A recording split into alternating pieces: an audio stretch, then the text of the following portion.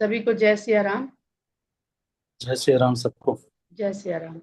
रामचरितमानस बालकांड, दोहा संख्या 261। दोहा संख्या 261 में गोस्वामी जी कह रहे हैं कि शंकर चापु जहाजु, सागर रघुबर बाहुबल, बूढ़ सो सकल समाजु, चढ़ा जो प्रथम ही मोह बस। सोरठा है ये। और ये बिल्कुल आप लोग अब जानते हैं कि जहां जहां गोस्वामी जी सोरठा लेकर के आते हैं, दोहे में तो वो गूढ़ार्थ भरते ही हैं, सोरठे में वो जो भी विषय प्रसंग चला आ रहा है, वो जो लय है सोरठे की, वहां पे एकदम ठहराव है। ठहराव इसलिए देते हैं गोस्वामी जी कि आप यहाँ पर ठहरें और पूरे प्रसंग के तत्व को समझें।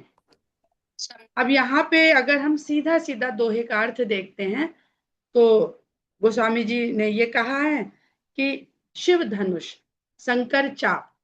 शिव धनुष जहाज है और सागर रघुबर बाहुबल, और राम की भुजाओं का बल अथाह समुद्र है। ठीक। बूढ़ सो सकल समाज, सारा समाज डूब गया। चढ़ा जो प्रथम ही मोह बस, जो पहले ही इस जहाज पे मोह के वशीभूत होकर के चढ़ गया था। तो ऐसे तो समझ में आता है कि ये क्या कहा जा रहा है कि जिस जहाज पे व्यक्ति चढ़ता है तो क्यों चढ़ता है? पार उतरने के लिए चढ़ता है।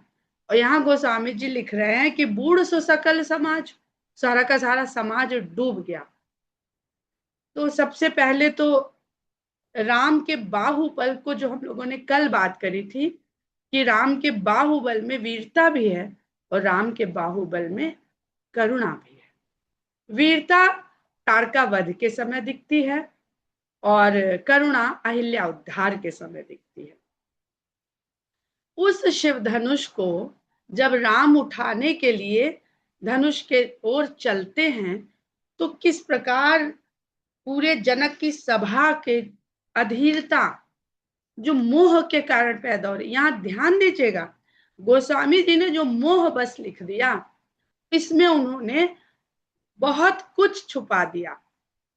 अब मोह के कारण कौन कौन से भाव चढ़े थे जहाज पर, लोग चढ़ गए थे, लोगों का भाव चढ़ा था।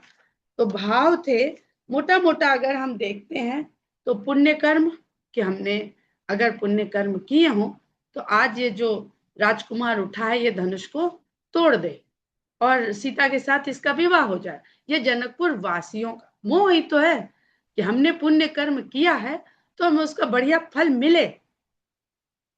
भाई मिलेगा, लेकिन हम क्यों चाह रहे हैं कि मिले? तो ये मोह है ना, हमने अपनी इच्छा वहां पर लगा दी, यही मोह है। दूसरा, मनौतियां, मन्नत मानने लगे, या जो मन्नतें मांगी थी, मान मान के जो पुण्य कर्म किए थे, वो सबका फल आज यहीं पे इसी में मिल जाए, हमें अपने लिए कुछ नहीं चाहिए। ये सात्विक अहंकार के बड़े सुंदर रूप है, लेकिन ये भी मोह के कारण उपजते हैं। भय, कितने लोगों के मन में भय था कि तोड़ पाएंगे कि नहीं तोड़ पाएंगे। और ये तो बड़े सुकोमल हैं, छोटे से हैं, अभी राजकुमार हैं, बड़े बड़े राजा धुरंधर आके चले गए, लौट गए। लाभ हानि, अब जीवन भर मनुष्य लाभ और हानि में ही फंसा रहता है। तोड़ देंगे तो लाभ और नहीं तोड़ पाएंगे तो हानि। तो ये लाभ हानि, इसमें फंसे रहना, उलझे रहना, ये भी मनुष्य का मोह है। लाभ हानि है ही नहीं संसार में कुछ। देखिए, लाभ हानि के लिए गोस्वामी जी लिखते हैं, लाभ हानि जीवन मरण जस अपजस विधि हाथ। तो ये तो आपके हाथ में है ही नहीं। जो आपके हाथ में है ही नहीं, उसके लिए मनाना क्या और मांगना क्या? वो तो निश्चित है। मांगिए वो जो विधाता के हाथ में नहीं है, जो श्री राम के हाथ में है। वो क्या है? भगवान के प्रति आस्था, विश्वास, प्रेम, उनकी करुणा में संपूर्ण आस्था आपकी, कि वो इतने करुणामयी हैं कि हमें उठा ही लेंगे, हमें उबार ही लेंगे, हमें बचा ही लेंगे और यहाँ पे गोस्वामी जी ने लिखा बूढ़ सो सकल समाज। तो क्या डूबा? ये मोह रूपी अपने अपने भीतर का भाव डूब गया। और क्षोभ, दुख होता है, जैसे ही होता कि नहीं पूरा हो पाएगा तो आदमी में क्षोभ उत्पन्न हो जाता है, हठ। जनक के लिए सीता माता ने सोच लिया, बिना लाभ हानि को सोचे पिताजी ने ऐसा हठ कर लिया कि जो धनुष तोड़ेगा उसी से विवाह होगा। तो हठ, हठ भी एक मोह है। अधीरता माता सुनैना की, व्याकुलता माता सुनैना की, बहुत लोगों की है, मुख्य रूप से गोस्वामी जी ने सुनैना के लिए लिखा। मतलब सुंदर सुदृष्टि होते हुए भी जनक की पत्नी है, जो जनक जो ब्रह्म ज्ञानी है उनकी पत्नी होते हुए, यानी वो भी ब्रह्म ज्ञानी है, उनकी अर्धांगिनी है। तो जो जनक जी को जो ज्ञान है वो उसका ज्ञान उन्हें भी है, उसके बाद भी उनके अंदर अधीरता भी है, व्याकुलता भी है। और धनुष की जड़ता लिखती हैं गोस्वामी जी सीता जी के माध्यम से कि निज जड़ता लोगन पर डाली। तो जो हम लोग बात कर रहे हैं कि धनुष अहंकार का प्रतीक है, और ये अहंकार जिस जिसके भीतर गया है, ये पहले ही लोगों के भीतर मोह के वश में चला गया। तो धनुष के भीतर से जड़ता चली गई तो बचा क्या? चैतन्य। चिदानंद रूपम शिवोहम शिवोहम। जब जड़ता निकल गई तो बची चैतन्यता केवल। और तो ये सब डूब गया। अब यहाँ पर देखिए तो हो सकता है और भी हों, लेकिन जब मोटा मोटा हमने इसको गिना तो ये 10 प्रकार की व्याकुलताएं निकली, मोह के 10 रूप निकले। और ये 10 के 10 रूप रावण के भीतर लंका नगरी में हमें फिर से देखने को मिलेंगे। ये तो विदेह नगरी है, यहाँ तो शिव की भी कृपा है, राम की भी कृपा है, इसलिए सारे मोह रूप, अहंकार के मोह रूप डूब गए। डूब गए यानी समाप्त हो गए। धनुष यज्ञ में अग्नि में आहुति डालने का अर्थ क्या है? अग्नि में आहुति डाल दी यानी वो वस्तु हमने समाप्त कर दी। यहाँ कोई अग्नि नहीं है, इस यज्ञ में कोई अग्नि नहीं है, तो यहाँ पे पानी में, समुद्र में डुबा दिया गोस्वामी जी ने कि मोह को समाप्त करना है तो जल उसमें अथाह समुद्र में डुबा दो। पर इतना सुंदर कह दिया है उन्होंने, आगे पीछे जो लिखा था, शंभु चाप बड़ बोहित पाई चढ़े जाई, सब संग बनाई राम बाहुबल सिंधु अपार। राम की भुजाओं का बल ही अथाह समुद्र है। यह अथाह समुद्र क्या है? भवसागर। ये संसार रूपी भवसागर, ये राम के बाहुबल को ही हमें हर जगह दर्शन कराता है।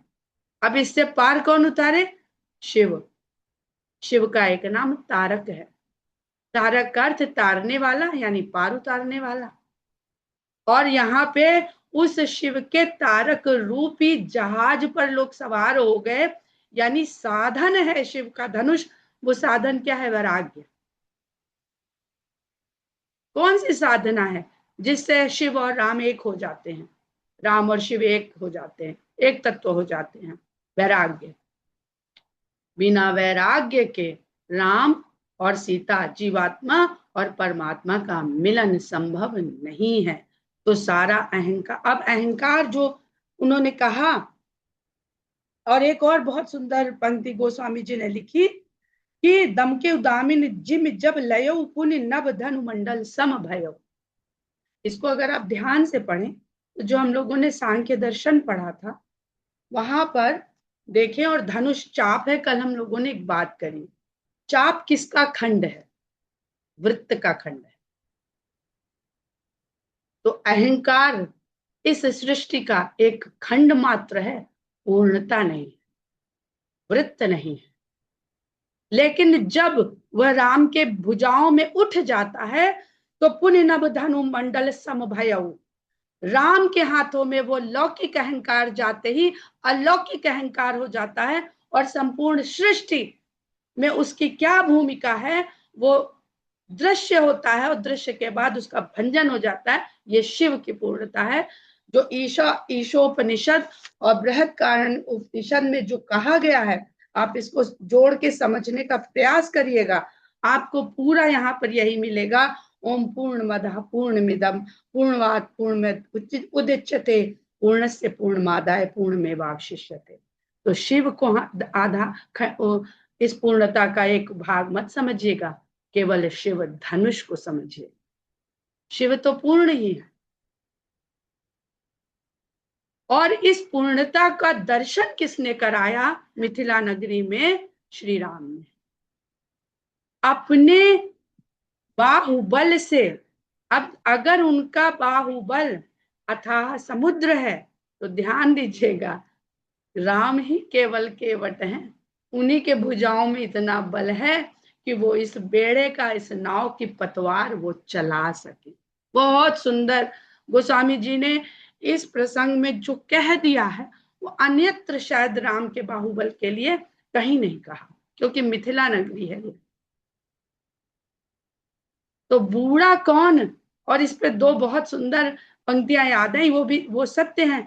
अलग अलग भक्तों ने, अलग अलग साधकों ने अपने अपने हिसाब से कहा कि खुसरो दरिया प्रेम का उल्टी बाकी धार, खुसरो दरिया प्रेम का उल्टी बाकी धार, जो उतरा सो डूब गया, जो बूढ़ा सो पार।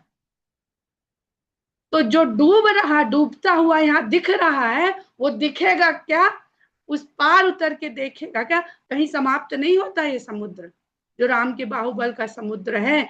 लेकिन लौकिक कथा में, नर लीला में, वो जब उसके पार जाता है तो जीवात्मा परमात्मा का अलौकिक मिलन सीता और राम का विवाह देखता है, सीता और राम का एक होना देखता है।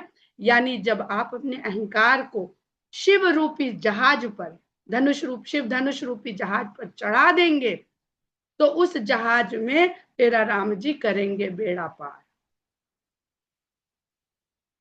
वो डूबना डूबना नहीं है, वो डूबना पार उतरना है। और कबीरदास ने भी लिखा है, जिनको जाते इन पाइया गहरे पानी बैठ, जो बपरा बूढ़न डरा रहा किनारे बैठ।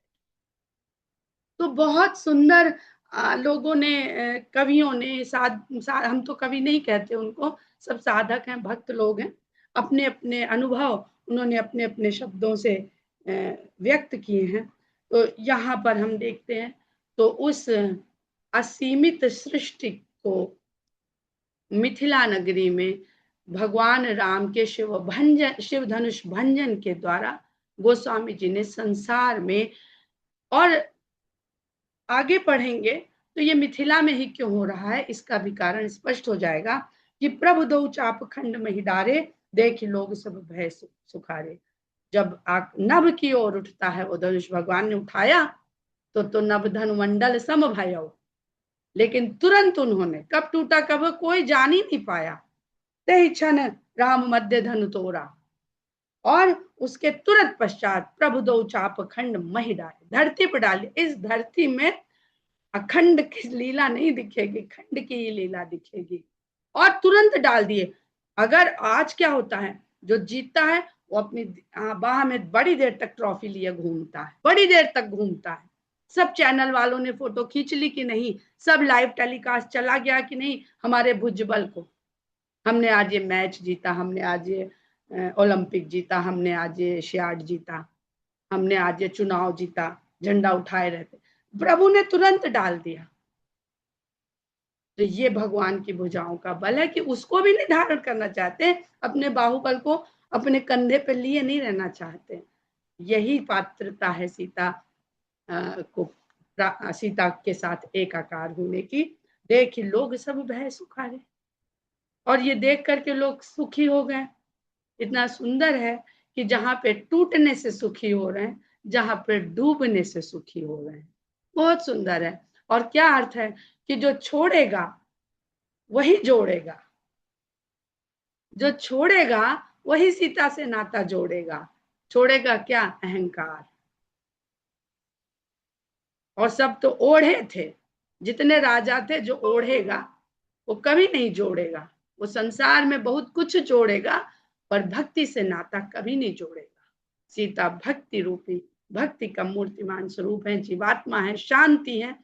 और अध्यात्म रामायण ने तो और भी बहुत कुछ सीता के और भी प्रतीक लिखे हैं। कौशिक रूप पयोनिधि पावन, प्रेम बारी अवगाहु सुहावन। विश्वामित्र रूपी पवित्र सम, कौशिक रूप पयोनिधि पावन, प्रेम बारी अवगाहु सुहावन। अब एक समुद्र तो भव सागर है, और एक समुद्र है जो विश्वामित्र के रूप, वो भी विश्वामित्र हैं, विश्व के मित्र हैं। तो इसी भव सागर में जो पवित्र प्रेम, विश्वास का पवित्र प्रेम है, उसका मूर्तिमान स्वरूप विश्वामित्र है। इतना विश्वास तो है उनको कि उठौ राम बन जाऊ भव चापा, मेटौ तात जनक परितापा। एक को बार मंत्रणा नहीं करी कि तुम तोड़ पाओगे, देख लो, अगर तुम्हें विश्वास हो तो जरा कोशिश करके देख लो, एक बार भी नहीं, सीधे आदेश, क्योंकि उन्हें पूर्ण विश्वास है कि इस भव सागर का जो भी बोझ है, बोझ है, अहंकार बोझ है, जो संसार के लिए अहंकार बोझ है, वो भगवान के हाथों का एक उपकरण है जिसे तोड़ने में समय नहीं लगता, और तोड़ रहे हैं वो केवल लीला करने के लिए। उनको तोड़ने का आनंद और सुख नहीं है, क्योंकि अगर उनको सुख होता तो गोस्वामी जी ये भी देख सकते थे कि राम बड़े सुखारे हो गए, बड़े खुश हो गए कि हमने कर दिखाया। लेकिन गोस्वामी जी लिखते हैं कि देख लोग सब भय सुखारे, राम रूप राकेश निहारी, बढ़त बीच पुलकावली भारी।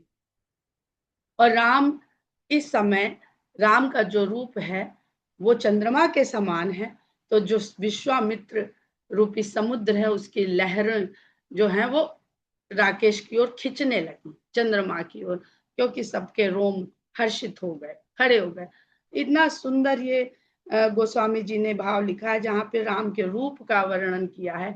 संसार में अगर ये पूरा प्रसंग आप ठीक से पढ़ेंगे तो संसार में रूप और नाम से जल्दी लुप्त कुछ होता नहीं है।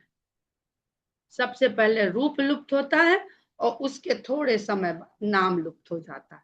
न रूप रहा है, न नाम रहा है, न रूप रहेगा, न नाम। रूप तो जीवन देह रहते ही चला जाने लगता है धीरे धीरे, फिर बोटॉक्स कराओ या कुछ सर्जरी कराओ, कुछ कराओ, रहना उसे तब भी नहीं है। एक ही रूप, एक ही नाम, एक ही लीला यहाँ पर हर समय रहने वाली है, वो है राम के नाम की। बाजे नभ कह गहे निशाना, देव बधु नाचहि कर गाना। इतने नगाड़े बजने लगे कि आकाश तक उनके जो गड़गड़ाहट थी वो छा गई। देवताओं की जो वधुएं थी वो गाने गाकर नृत्य करने लगी। ब्रह्मादिक सुर सिद्ध मुनीसा, प्रभु प्रशंसा ही देहि असीसा। ब्रह्मा आदि देवता, सिद्ध योगी, मुनीश्वर लोग प्रभु की प्रशंसा भी कर रहे हैं और आशीर्वाद भी दे रहे हैं। प्रशंसा उस प्रभु की कर रहे हैं जिस परम ब्रह्म के दर्शन किए हैं, और आशीर्वाद उसे दे रहे हैं जो नर रूप में राजा दशरथ के पुत्र के रूप में और शीघ्र ही जनक के जामाता के रूप में यहाँ पर लीला कर रहे हैं। वर्षे ही सुमन रंग बहुमाला, गावही किन्नर की रसाला। अनेक रंगों के फूलों की मालाएं बरस रही हैं। माला क्यों लिख रहे हैं कि झड़ी नहीं टूट रही। पानी बरसता है ना, तो या तो बूंद बूंद गिरता है या ऐसे झड़ी लगती है कि लगता है कि पानी की धार गिर रही है, तो ऐसी मालाएं गिर रही हैं नभ से पुष्पों की। गावही किन्नर गीत रसाला, और किन्नर लोग रस भरे गीत गाने लगे। रही भुवन भरी जय जय बानी, धनुष भंग धुनि जात न जानी। केवल भगवान की जयकार से लोग गूंज रहे हैं, धनुष भंग की ध्वनि तो कहीं सुनाई नहीं देती, अर्थात अहंकार का शोर कहीं नहीं है तो केवल भगवान की जयकार। यही इस संसार में अविनाशी ध्वनि है और सबका एक दिन विनाश होना है। मुदित कहीं जहाँ नर नारी, भंजऊ राम शंभु धनु भारी। आनंद की अवस्था में सारे स्त्री पुरुष एक दूसरे से बता रहे हैं कि राम ने भारी भरकम गरु, जिसकी गरुता का क्या उल्लेख करा गोस्वामी जी ने पहले, उस धनुष का राम ने भंजन कर दिया।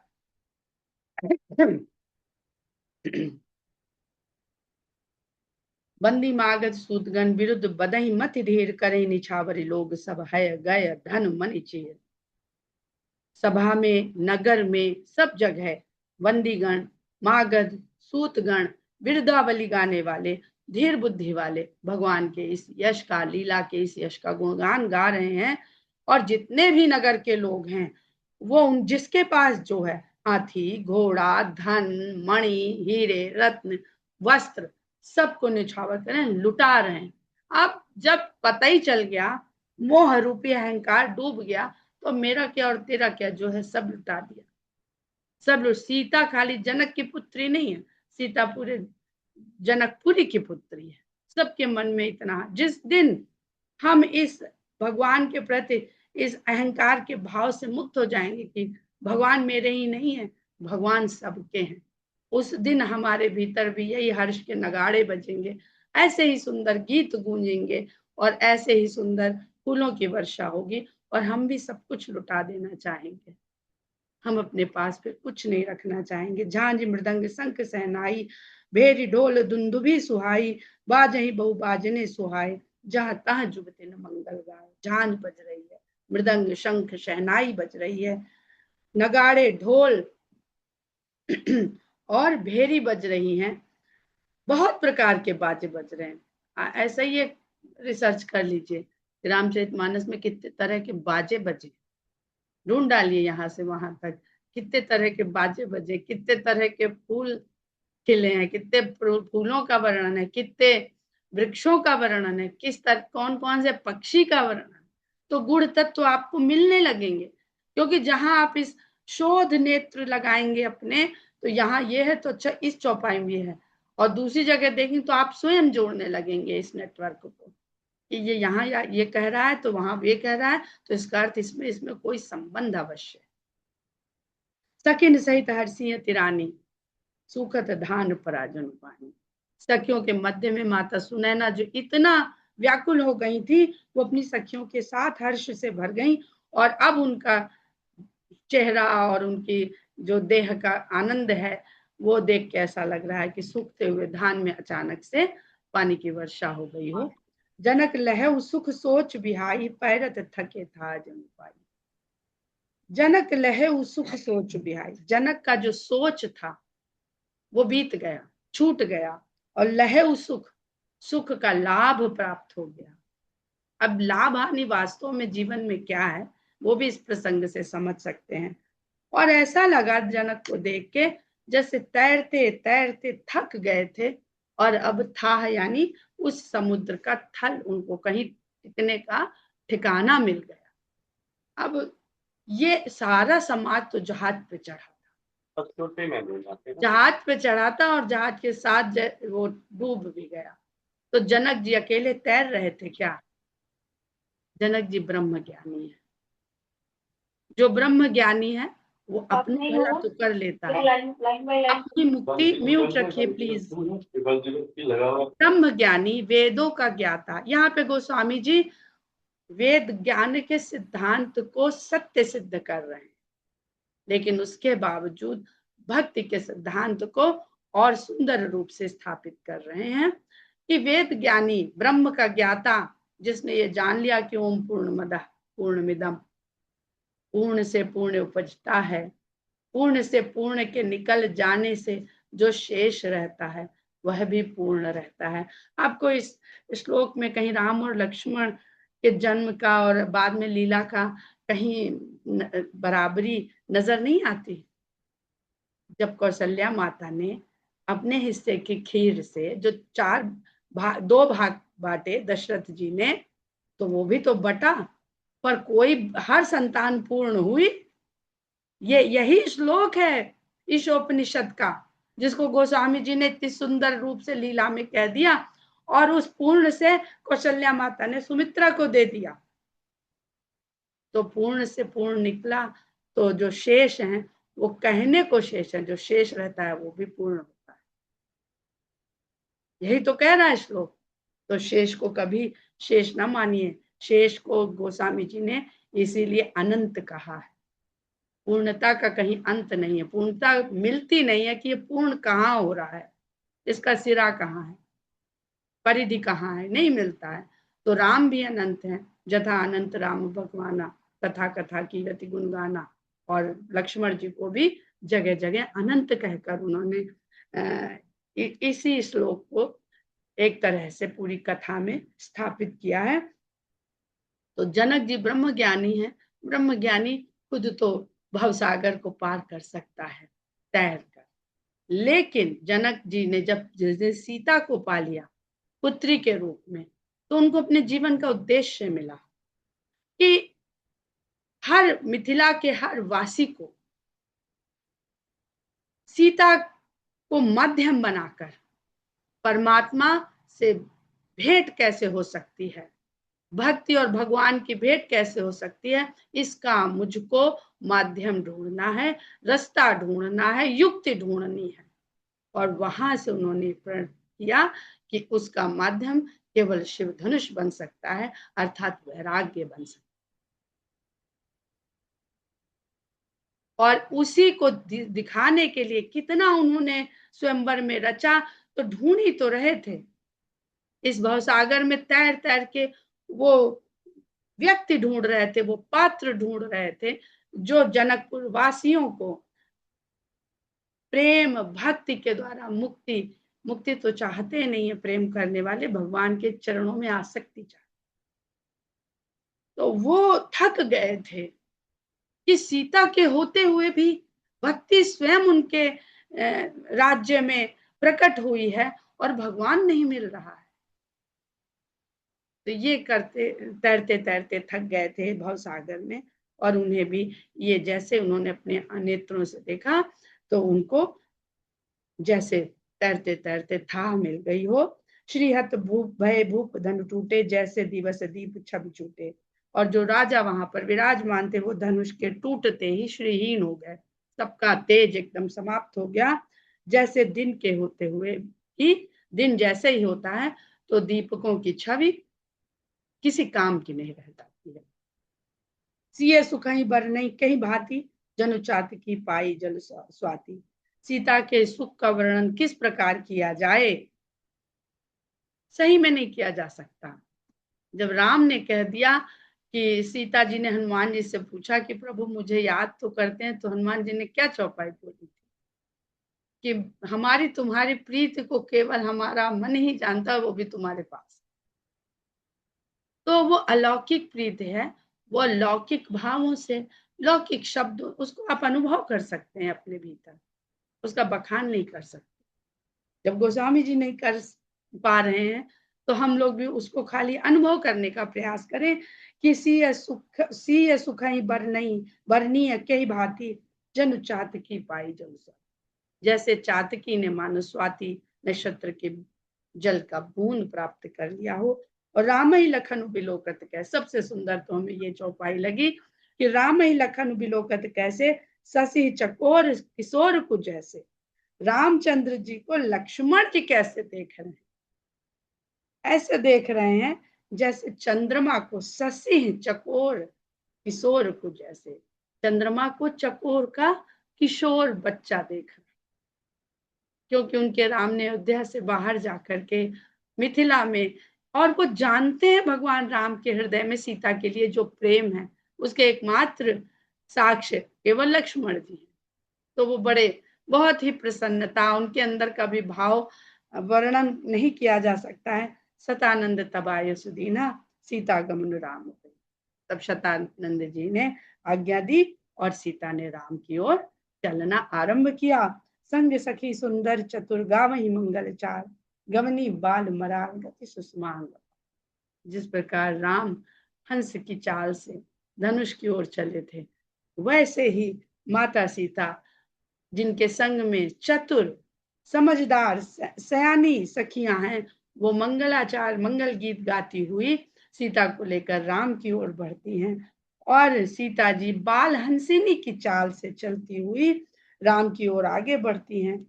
मराल गति सुषमा अंग अपार, और उनके अंगों में जो सौंदर्य है, वो जिस प्रकार राम का बाहुबल अपार है, अथाह समुद्र है, उसी प्रकार सीता जी की शोभा अपार है, जिसके लिए गोस्वामी जी कुछ भी यहाँ पर वर्णन नहीं करते हैं। सखिन मध्य सिय सोहति कैसे, छविगन मध्य महाछवि जैसे, कर सरोज जयमाल सुहाई, विश्व विजय शोभा जही छाई। विश्व में विजय, सबसे बड़ी विजय क्या है, भक्ति का भगवान से मिलन हो। इससे बड़ी विजय और कोई संसार में है नहीं। हम लोग यहीं पर विराम लेते हैं, इसके बाद के प्रसंग हम लोग कल पढ़ेंगे। जैसे बहुत सुंदर, जय सिया राम जी।